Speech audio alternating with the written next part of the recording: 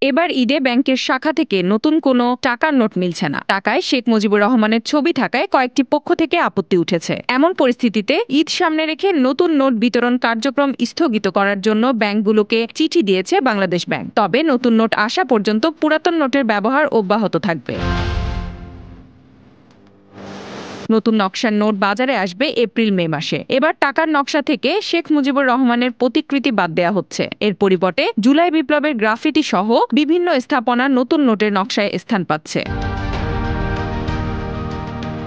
কিন্তু এই বিষয়টিকে অতিরঞ্জিতভাবে প্রচার করেছে নিউজ 18 বাংলা। বাংলাদেশে ঈদে মিলবে এই জিনিস, এ কি করলো ইউনূস, এমন উদ্ভট শিরোনামে সংবাদ প্রচার করেছে মিডিয়াটি।